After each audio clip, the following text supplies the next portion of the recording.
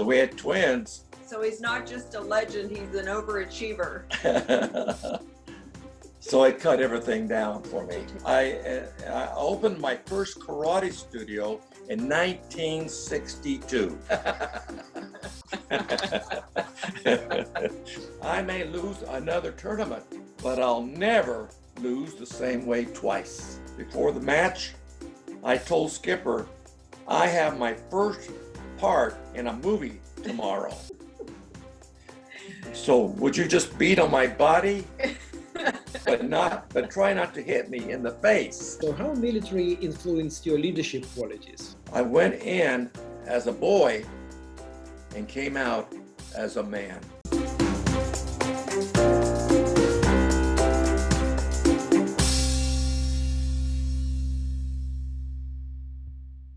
Ladies and gentlemen, I have an honor, incredible honor. I'm so happy to introduce Gina and Chuck Norris, lovely couple who are now going to talk to us from Texas Ranch. And we're going to talk about all sort of things which make us better people. Let me tell you that I prepared an introduction, but at the same time, I think even mentioning Chuck Norris' name is enough, because it evolves, at least in me, and I'm sure in millions of other people, a lot of positive feelings, feelings of positive emotion, happy emotions, emotions of admiration of the person who influenced and influences still a lot of millions and millions of people. And I was thinking how to summarize, Chuck Norris' life. And I came with the phrase that I think goes through all his works, his books, his movies, his accomplishment as a martial art artist, that good will always win at the end. And I think this it's my own phrase, and I'm so happy that I came up with that, because I think it's true description of who Chuck Norris is. Of course, we know that you are accomplished martial art, artist. You've done incredible achievements in this area. You've got you created your own system, Chuck Norris system, which is on one hand eclectic, but at the same time, it's a system which is recognized all over the world. And I know that you are having once a year competition in Las Vegas, I think, on that system. You are an actor. Of course, nobody ever will forget your Texas Ranger. And this is really something which I think made you really well known all over the world. You've done a lot of other actings, and you were always true to yourself. I don't remember that you've ever played a bad guy. I think you were always, guy with integrity, really, really good guy who is pursuing good things. You are a writer. You've written several books, and I can tell one book which has really impressed me is the book which is like Inner Strength Within. I think I've read this book, and that book influenced me when I was a student. It still was incredible, interesting book. So you've written some works on martial arts, of course, on Christianity, on Western novel, and your own personal biography. So you are really an incredible person who've done so many things, but I know that there is one thing which you are very proud of, and that is creating in 1992 your own charity. It's KickStart Foundation, helping young kids from some inner cities, usually without much money, making them accomplished martial art experts, and at the same time building up their leadership skills, making them good people. Because very rarely, really, those who go through the training, they drink, they take drugs. No, they become different. And I think what you've done, and I know that you, since it's in inception, I think about 100,000 kids graduated. So it's like a small city, really, of people whom you gave a start in life. Today, we're going to talk about leadership, what martial art does to leadership and to leaders, and how we can use those qualities in our difficult time really difficult time. The planet Earth never experienced anything like that. Pandemic age, as some people say, and how those qualities can help us to survive and thrive and prosper regardless. So, Chuck Norris, you're welcome. Oh, thank you so much. Well, first of all, I want to tell all my friends that are watching, because I consider you my friends, that I've been to Russia 12 times. I've gone over in the 7s and the 80s and in the 9,000s, and I love it there. I went over primarily to meet with the martial artists in Russia, and I met thousands of them, but I also met thousands of kids and people who are not martial artists, but they become my friends. You've all become my friends, and I really. And then you took me. And then and the last time I came to Russia, I asked my wife, Gina, you want to go with me to Russia? She says, yeah. So she went with me to Russia, and and she had a chance to meet all the friends of mine that are there, and it was incredible. And when we came back from Russia, expecting to go back again, she had. I was pregnant with our twins. Yeah, so we had twins. So he's not just a legend; he's an overachiever. So it cut everything down for me. When we were in Russia, we learned, because he was in the middle of his series, Walker, Texas Ranger. And so we found that his name in Russia was Cool Walker. So it's kind of stuck, and it fits him pretty well. And it was in 90s, right? It's 1990, right? When you were. I think the last trip we went was in 1998. Yeah. And we've been told that it's very, very, very much continued to advance and become quite the place that we need to come and visit again. Right, because 1990s, it was kind of turbulent times in Russia. Really a lot of changes, not necessarily wonderful ones. It's beautiful. Yeah, we spent most of our time in Moscow, but we did go, but we went to St. Petersburg. Yeah, Petersburg, because I have a lot of black belts over there, and so I went over there and met with all of them and just really enjoyed it. It was just a wonderful time for me. Well, we wanted to share a little something with everybody, and I think it's nighttime where you are. But my husband has obviously, if you've read any of his books, you know that since I believe the 1960s, through the martial arts, he started developing many philosophies. And there's a couple of them that he wanted to share with you today. Well, later as you're reading, but he's going to be reading some excerpts out of his autobiography, Against All Odds. And at the end of a couple of these chapters, there are some of those philosophies, and he's been sharing them with me for almost 24 years. I never get tired of hearing your stories, babe. I never get tired of hearing them. I always learn something a little bit different, or say, I don't really remember ever hearing that, but they're very inspiring, and the philosophies are something that we can all help shape and grow our character.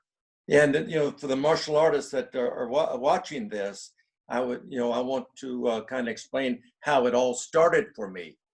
And I opened my first karate studio in 1962, and in 1964 I entered my first karate tournament in Salt Lake City, Utah.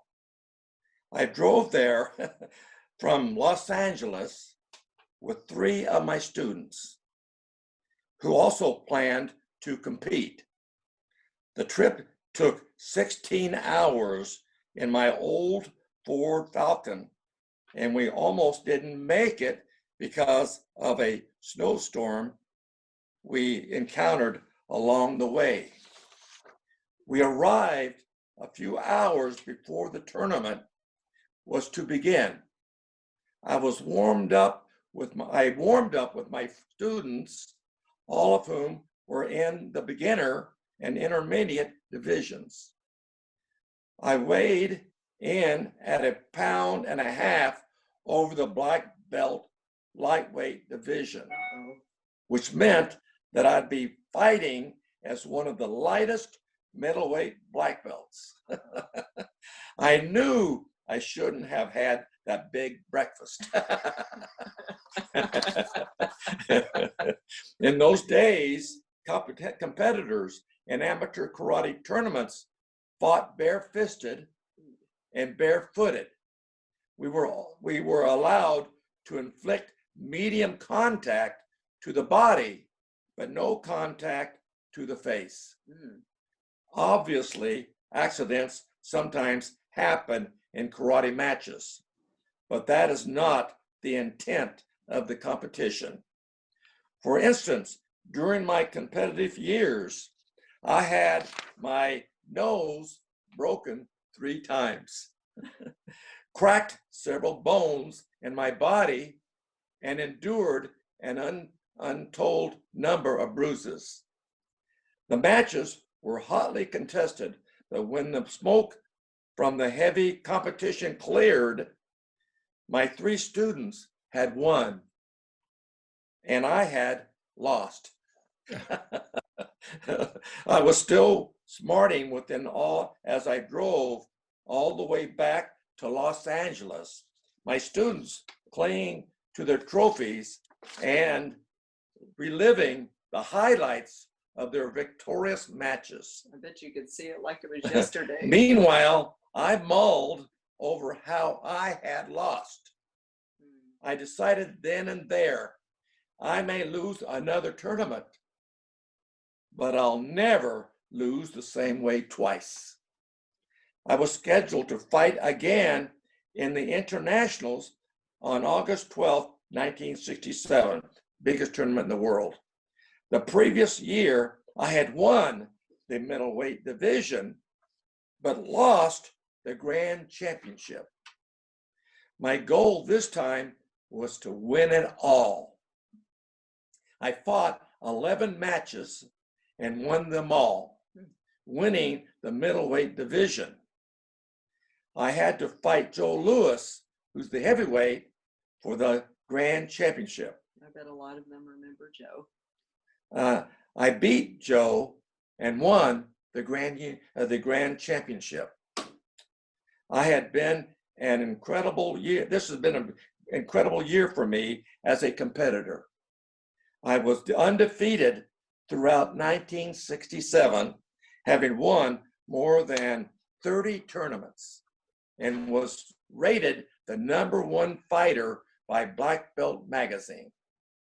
My plan to retire changed when Ed Parker, the promoter of the internationals, told me that if I defended my title the next year and won, I would have my name inscribed on a large silver bowl.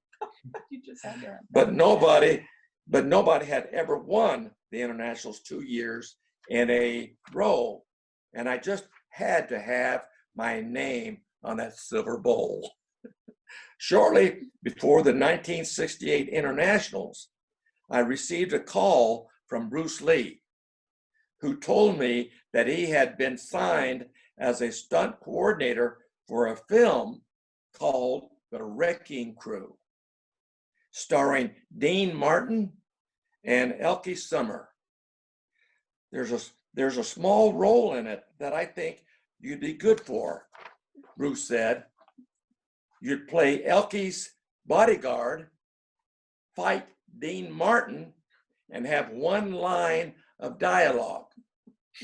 Are you interested? I said, sure I am. Although I had no clue as to what acting was about, I figured I'd give it a shot.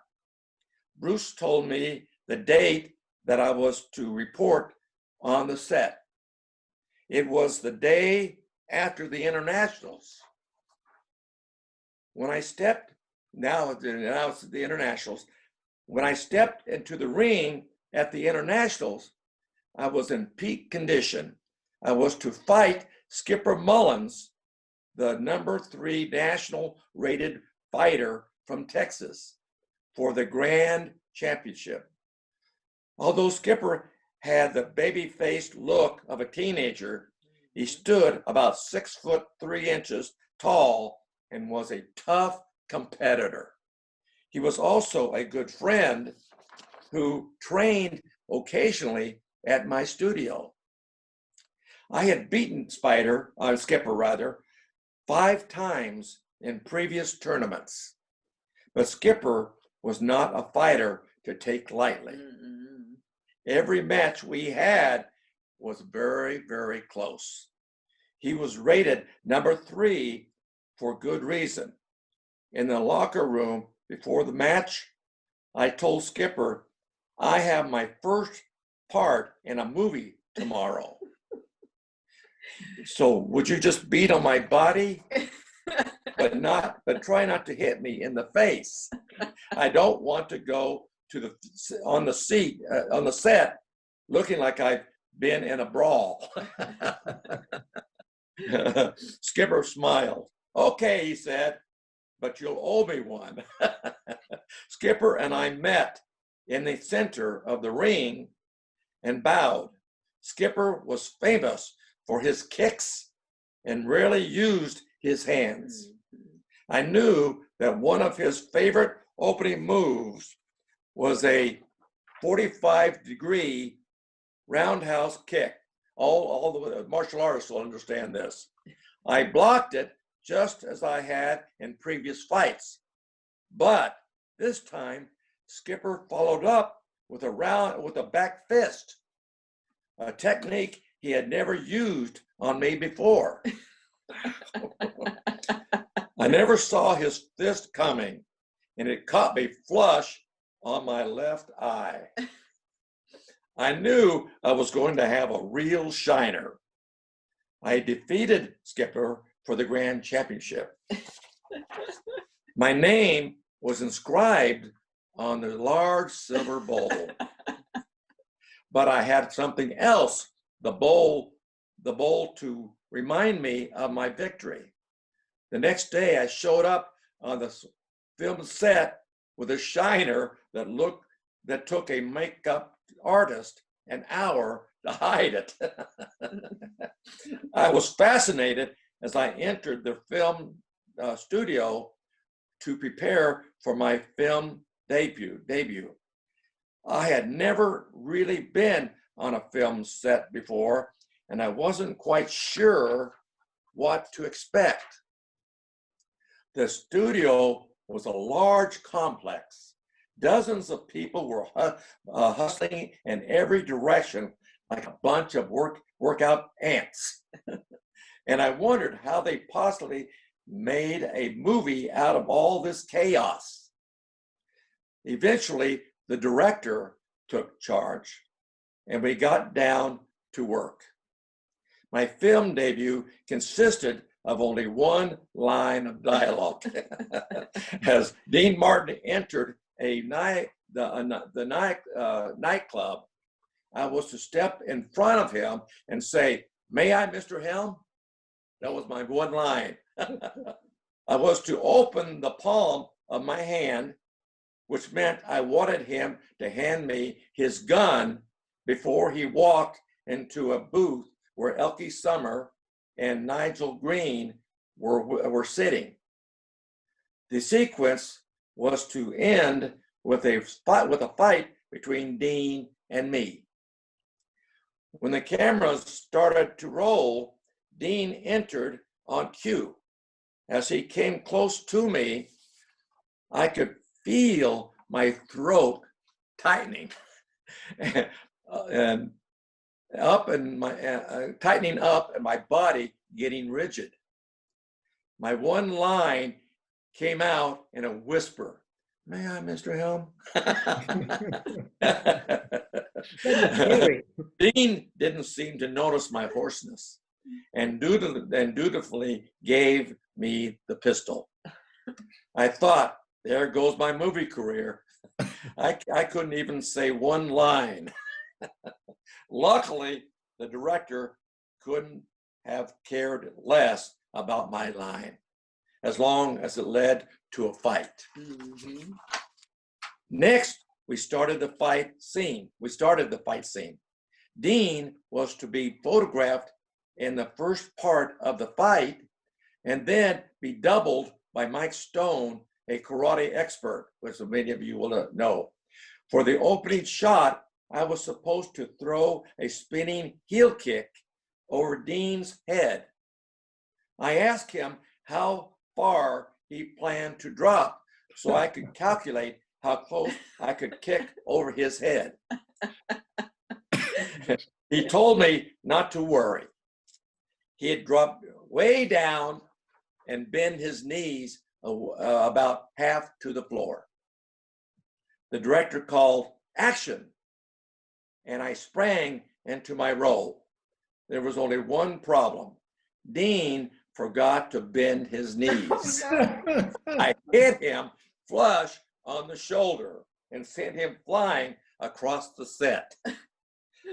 The director was horrified, but Dean was good-natured about the accident. I'm okay, he said. Let's do it again. When we did it again, I decided to kick high above Dean's head, just in case he didn't drop down. But this time, he sank into a squatting position on the floor. My kick went about 4 feet over his head. The remainder of the actual fighting was done by Mike Stone. So we could really get into it. Then Dean came back on the set for the conclusion. The fight between Dean and me ended with the star of the movie dropping down and kicking me into a table and several chairs. I may have been a grand champion karate expert, but Dean Martin was Matt Helm. My plan to stop competing was delayed again when late in 1968, fighter promoter Aaron Banks called me from New York City. Mhm. He asked me to fight for the world professional middleweight title against Luis Delgado at the Waldorf Astoria Hotel in New York City. I agreed to the fight. I beat him for the World Professional Championship. I had the title for 7 years. You held the title. I had the title for 7 years. And finally I decided that's long enough, and I retired in 1974 to become an actor and be able to speak a little better. Winning the small tournaments in the early stages of my career had been just as exciting as winning the World Professional Championship. It really felt the same with me. More and more, I was coming to realize that the rewarding part of life is the journey, not the destination. That's what I learned, through the years, in which, I'll explain more. But anyway, the martial arts, I hope you kind of get an idea of how I went through this whole thing. How it all started. Yeah, that's incredible. It's really funny and at the same time full of really wisdom. And the journey is everything and destination is really not much. And a lot of people who spend their life for building, let's say, wealth, and then when they achieve it and they say, well, that's it. So I spend my life being an office worker or being, entrepreneur who never seen his family. Is it that life? So, yeah.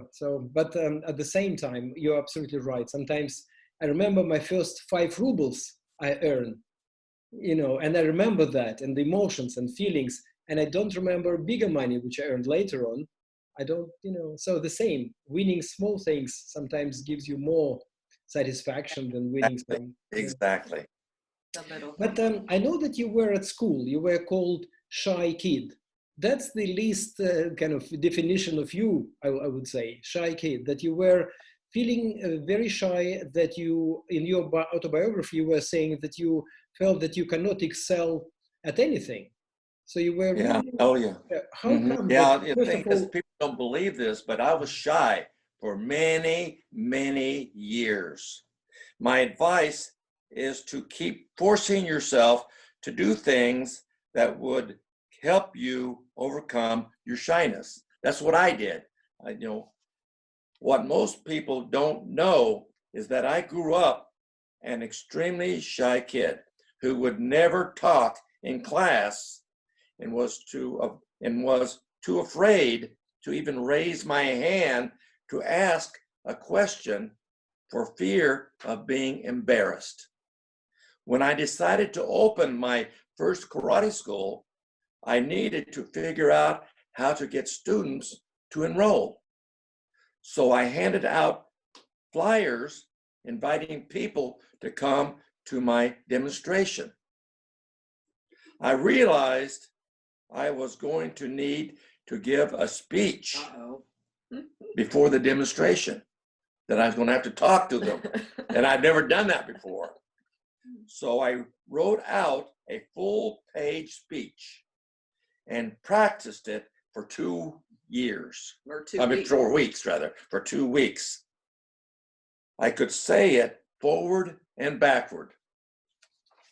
Well, to this day, I still don't remember if I gave the speech or not. I start walking out to do my demonstration. I'm thinking, did I talk? Did I talk? I couldn't remember. And so what I do know is that night helped crack that egg of insecurity I had been carrying around for all those years. And after that, I kept forcing myself to overcome my shyness until that egg of shyness and insecurity was cracked completely open. That's a wonderful thing. Yeah. Military.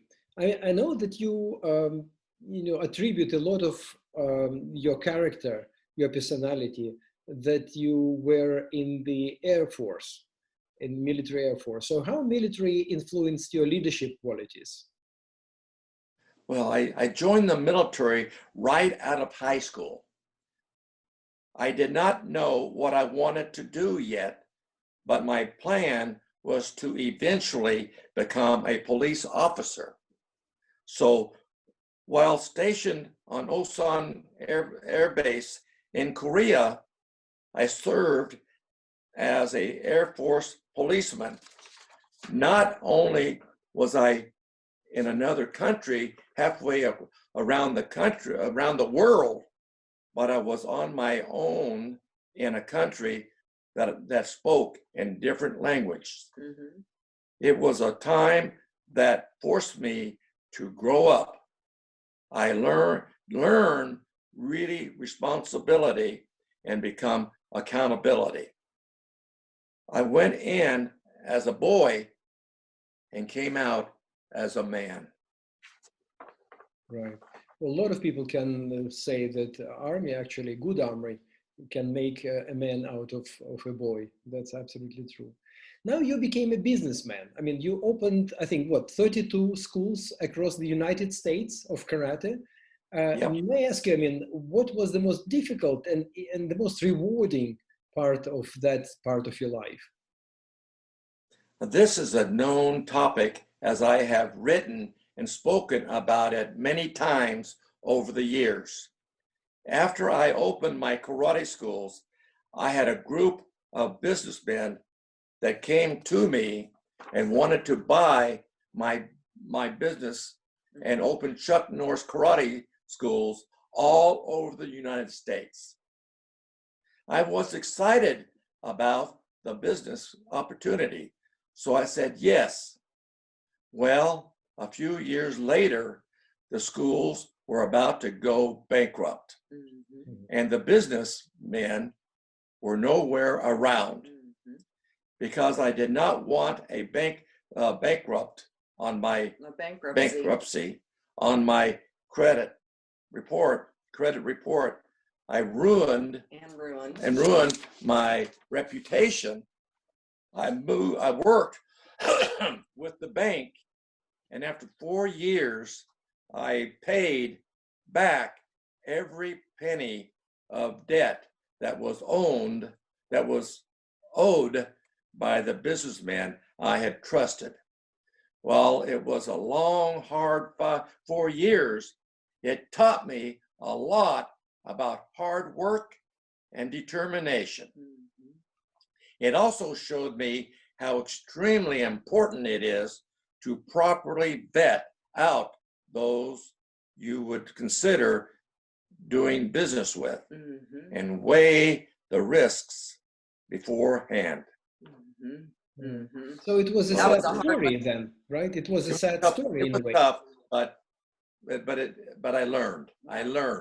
Yeah, he has shared that story many times, and a lot of people, they would have said, oh, well, you know, it wasn't my debt and we'll just take the bankruptcy or whatever. But that shows a lot about his character. He worked 4 hard years to pay off somebody else's debt, but to keep that, he accepted the personal responsibility.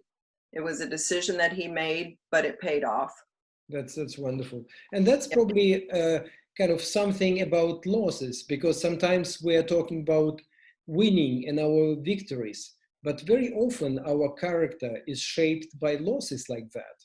When you know that you lost. And and it may have been a mistake, but you learn from it and you'll never make that same mistake twice. Right. I've heard a phrase which is called fall forward.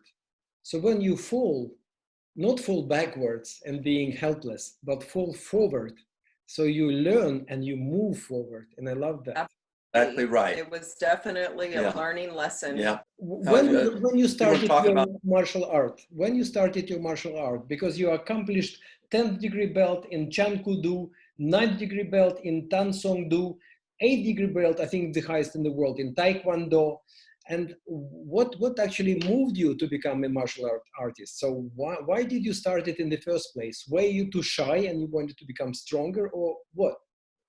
Yeah, while stationed at Osan Air Base in South Korea, I was on days off and decided to take a walk into the village. While walking, I see several Korean men up on a little hill jumping and kicking. I go, holy mackerel. I've never seen anything like that. I wanted to go ask them what they were doing, but they looked mean. So I waited and asked my commander when I got back to base. He told me that the men I saw were practicing a Korean martial art called Kung Do. I told him that I wanted to learn that while I was stationed there. So I enrolled and practiced after work 5 hours a day. Right after I get off work, I go in for 5 hours and train 6 days a week. And on Sunday, I studied judo. By the time I left Korea, I was a black belt in Kung Do and a brown belt in judo. And that's where it all began with me. Right. That's interesting. So it's not that when you were a kid, you went into martial art. You went into the martial art when you were more or less, you were a grown-up person. Adult. Yeah. Started. Yeah, because I joined when I was in the military when I was 18 years old. And he got his black belt pretty quickly. 5 hours a day. With this dedication, sure. Yes. And that's after working all day at the base. Well, actually 3 hours before I was supposed to leave Korea to go back to the United States, is when I got tested. They promoted me. 3 months, yeah. Yeah, they promoted me, and because I said I want to get my black belt before I go back to the United States. Mhm. So I did. They got me promoted. Wonderful. And of course, the question of how martial art influenced your personality, influenced your leadership skill, I think it's pretty obvious probably, but still tell us something about it, how your character was shaped and changed after training in the career and then getting your first black belt. Yeah. Yeah, the martial arts is based on great philosophies to live by, to live by.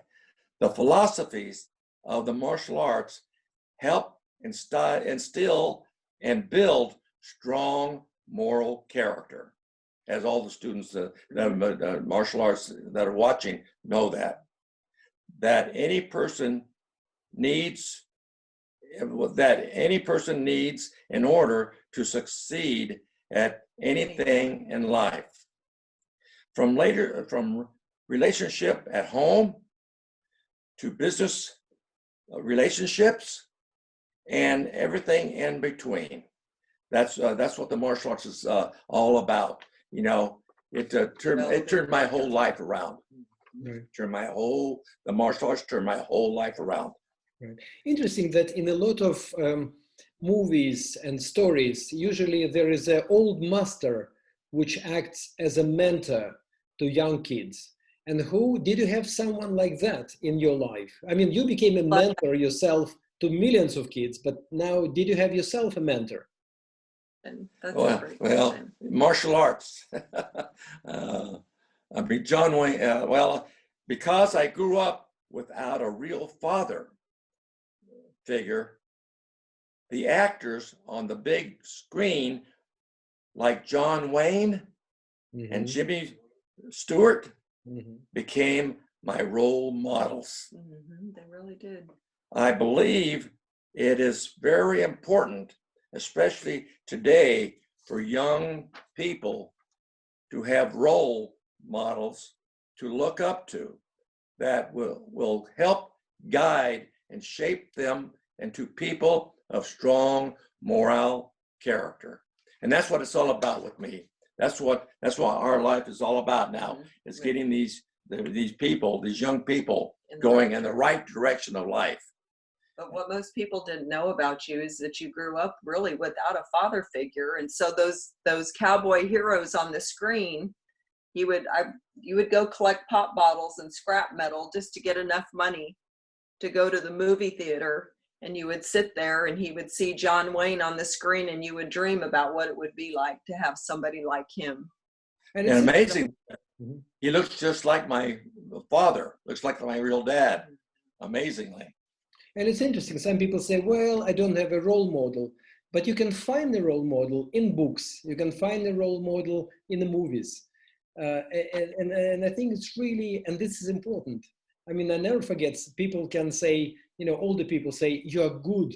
And you remember that all your life and you try to match it up. So it's so important to have someone really who would encourage you. And what you're saying is so true. And I know that my husband shared with me many times that he took those examples of what he saw with John Wayne and Jimmy Stewart, and that's what he decided that he wanted to be as a role model on the screen as well. So young people alike can look up to him, with the good always winning over the evil. The good guys beat the bad guys. And so you've always wanted to be that positive role model on the screen. That's what it was all about. When I decided to become an actor, I knew exactly what I wanted to do. I wanted to let people see movies that anyone could watch.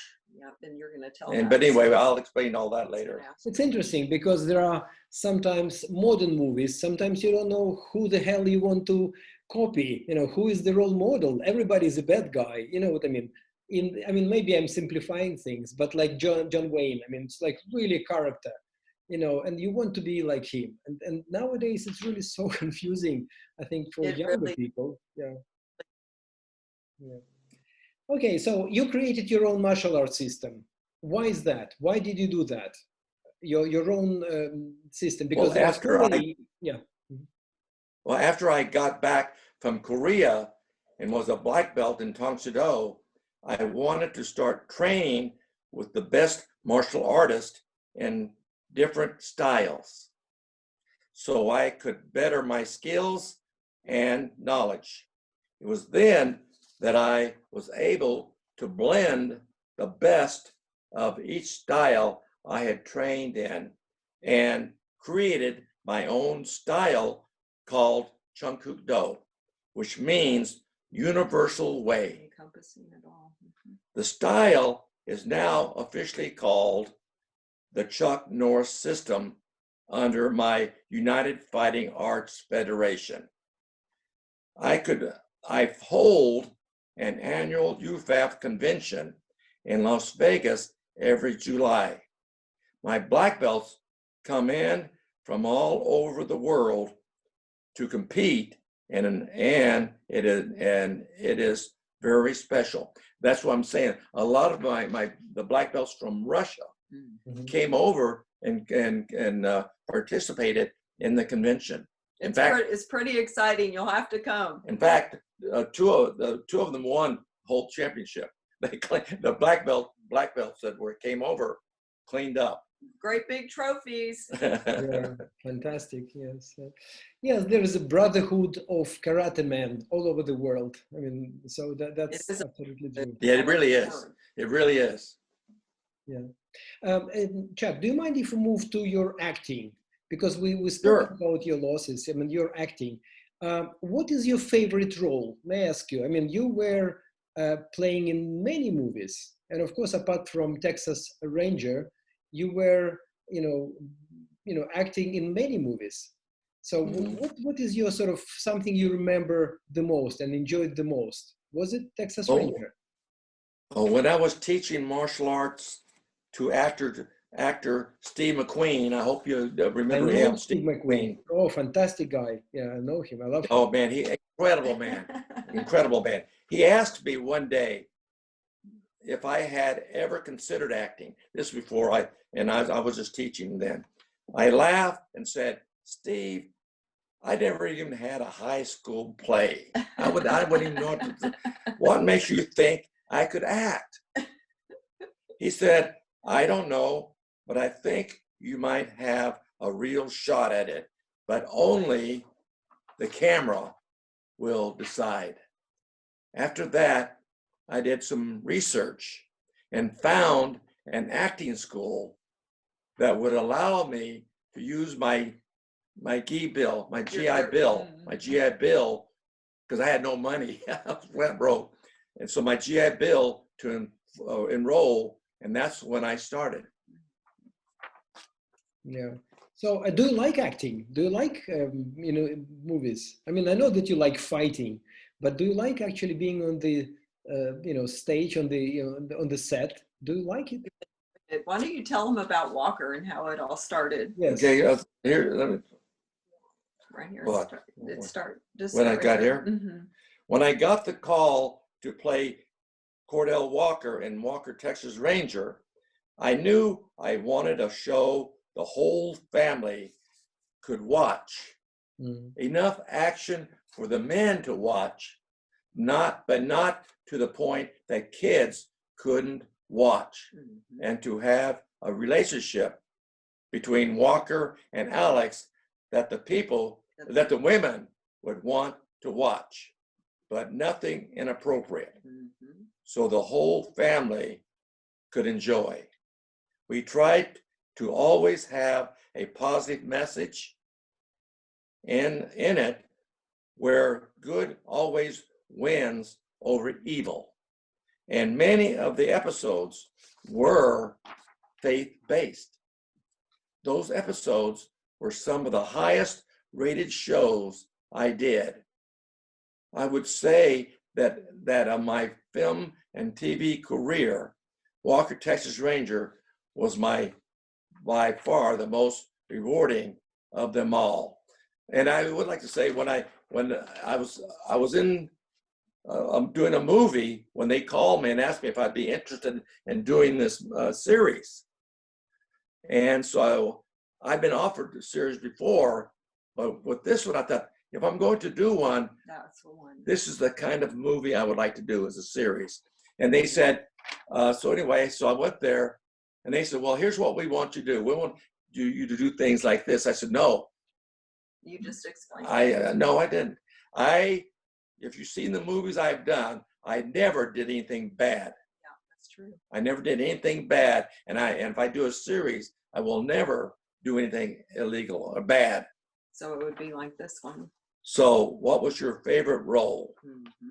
I always enjoyed playing a lawman and seeing the good guys win. So if you see in my movies, you see I played a lot as a lawman in a lot of movies. Yes, yes.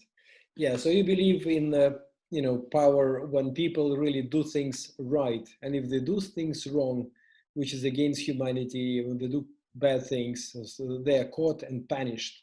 And I do believe in that. Important to me. Well. Yes. Yeah, that's important. Still is. Chuck, you're writing. You've written books. This secret inner strength and power, secret power within. What inspired you to go into writing? I mean, the guy who didn't want to talk, in public, and now writing requires certain skills and motivation. So why did you go into that? Well, it'd be in the hopes of sharing some of my life experiences with others and hope that in some way it might help someone somewhere that needs some encouragement or motivation to never give up. This is when I decided to write these books, I said, I want to explain to people how I was able to achieve what I achieved And overcome the things. and overcome the problems I had. And so I put, on my books, I wanted to explain to them, exactly. That they can and that they can. Yeah, that they too can do the same thing. Yeah, it's leaving a legacy. It's like kind of talking forward, to the generations to come. Book is a book. I do believe in power of the book, how important it is when you, not just movies, but when you read and you can reread and you can reread and you can become older and still, enjoy the same book because you discover new things in the same book because you are changing. Well, let me share something that's pretty amazing about my husband, and a lot of people, most people don't know. I'm probably the only one that's witnessed it. He doesn't do a computer. He doesn't have a cell phone. He's probably the smartest man in the room, right? Because of it, he lets people like me do all the work. He's already been there, done that. But what's interesting with him, because he doesn't do those things, he writes everything out longhand. So when he was writing his scripts or when you're writing your books, everything is on a tablet, all written in longhand, and we've saved all of that. But that is an art that is being lost because of the modern times that we're living in with the computer age. So I admire that type of discipline. It takes a very special creative mind to be able to do that. And I want to just commend you for that. Yes, and even science explained it. When you type, you have certain number of neurons in your head activated.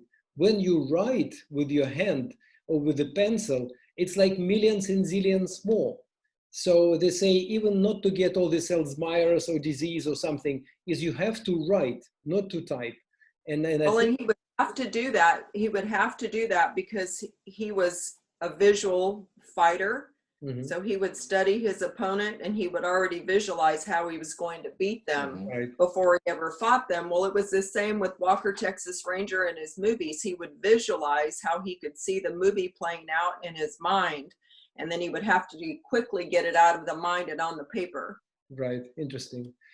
And I think we're coming to the most, what I've heard from your biography, and I know from you, important achievement of your life is when you started this KickStart Foundation, yes, for kids, for inner cities kids. And you mentioned that after your family, it's the second great thing you've done. And I really would like to hear more about that. Yeah. Yeah. In 1990, I had the opportunity to have lunch with then President George H.W. Bush. And he asked me if I had any plans outside of my martial arts and film career, and so I mentioned to him that I had helped teach karate to hundreds of kids whose parents could afford to bring them to my karate studios. But I wondered about the thousands of kids whose parents could not afford it. I then thought, what would it take to place a martial arts instructor in the public schools? I explained to him the benefits of the martial arts and how teaching character through karate helped raise kids' self-esteem, while instilling discipline and respect that so many kids are lacking today.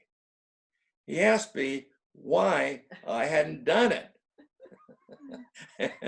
And I explained that I had gone to the Board of Education, and they said that would never happen.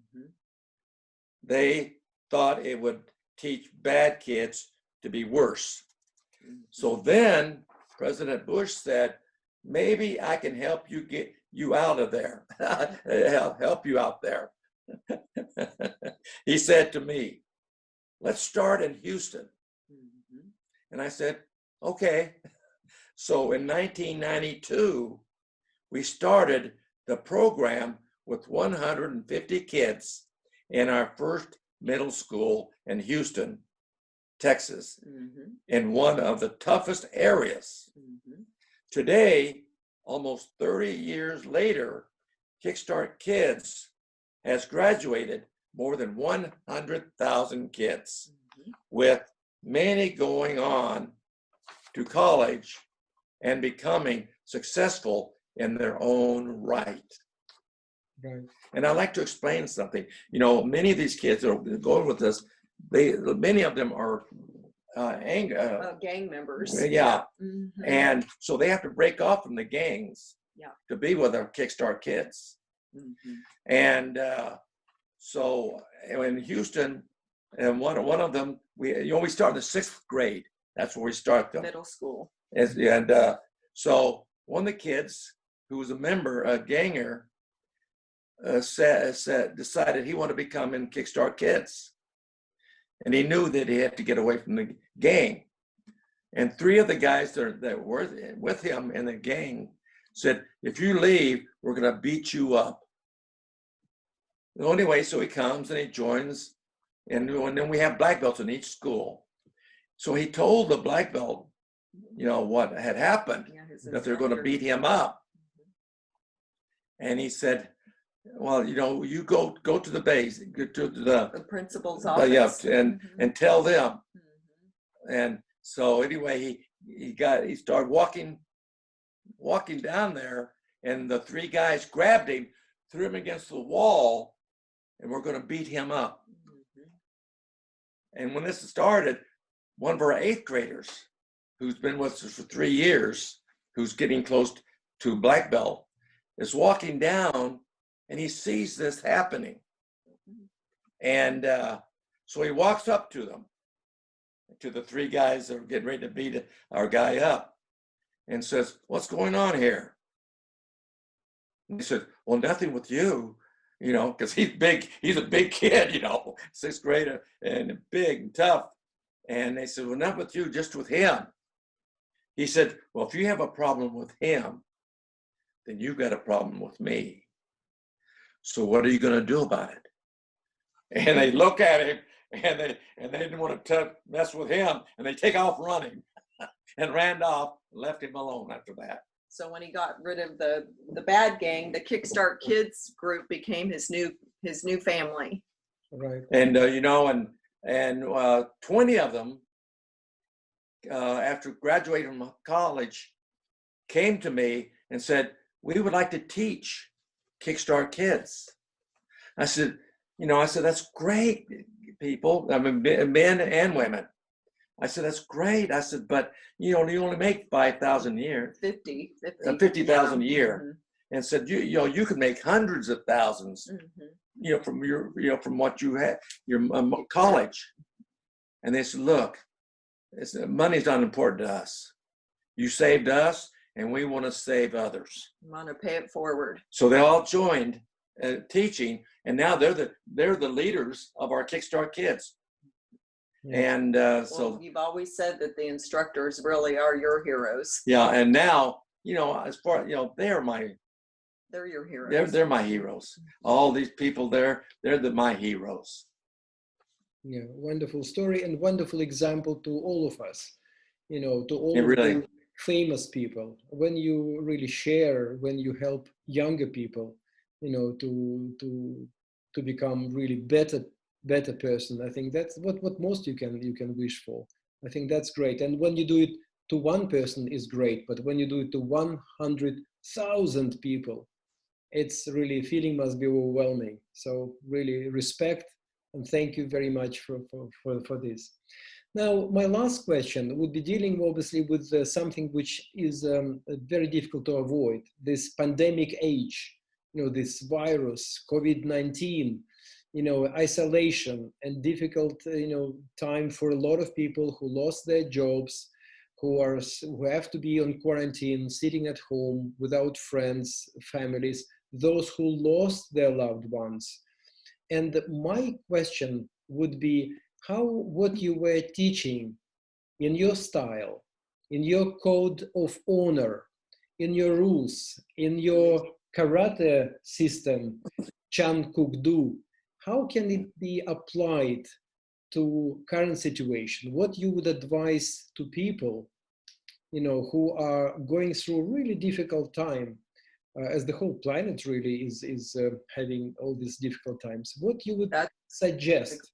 What you would That's a great question, and it really is a challenging time right now. And first, we want to encourage everybody, just stay strong together. We will get through this. Mm-hmm.